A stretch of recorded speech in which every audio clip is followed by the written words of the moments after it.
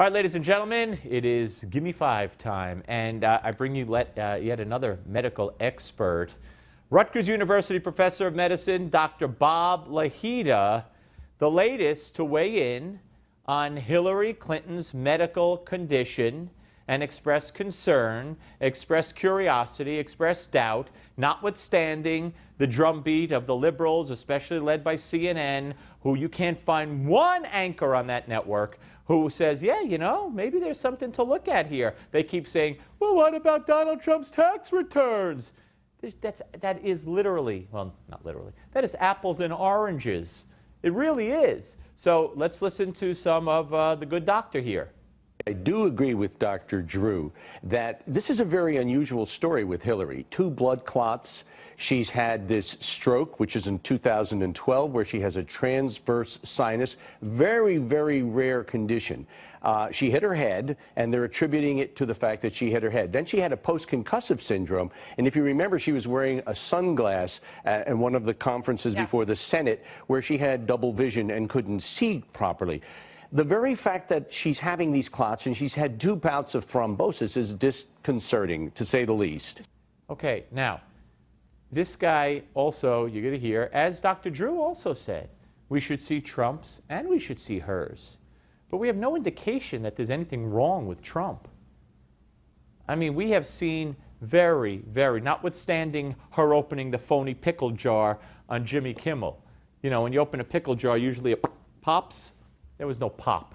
And some of those pickle jars are really tight. You're telling me they gave her a randomly closed pickle jar and she just opened it? Baloney. They lie like they breathe. I don't know about Kimmel, but she does. Anyway, so here's more from the concerned doctor. I don't think it's a conspiracy. And, you know, you go back to the history of our presidents, and we've had many presidents up until Lyndon Johnson who concealed their health during their campaigns. And it had dire effects for our country, going from Kennedy to Roosevelt to Woodrow Wilson, whose wife ran the White House for some time. So we have issues here, and I think both candidates should be very forthcoming and have perhaps an impartial panel of physicians review the data and make that kind of a decision before the Americans go to the polls. Absolutely. Now, that's never happened before, but it should. It should be a requirement, for crying out loud. It should be a requirement. You want to be president of the United States? You need to prove to the American people that you have the health for it. Not a doctor's note. Dear public, dear America, Donald Trump is great. Dear America, Hillary Clinton is fantastic. No, we should see medical records. We should see a lot more. We should be able to see the laboratory results ourselves. The letter is kind of a summary, doesn't go into much detail. She's also hypothyroid, and there are conditions where blood clotting and hypothyroidism go together, and that would be quite interesting. Well, you know, again, that's doctor talk and all that kind of stuff. But the fact of the matter is, ladies and gentlemen, this is important stuff. I mean, as bad as Hillary is, and as terrible a president as she would make, and what she would do to this country, First Amendment, Second Amendment, you name it, and other things, look who she has as vice president on that ticket.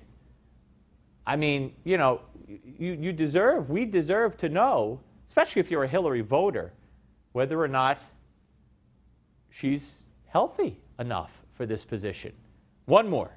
Well, the ethics of this is pretty clear. We cannot, or the doctor cannot divulge her results without her permission. The same thing is with Donald Trump. Nobody can divulge his medical history without the patient's permission. However, we owe it to the country, we owe it to the voters, not only for the presidential candidates, but also for the vice presidential candidates, particularly in this election.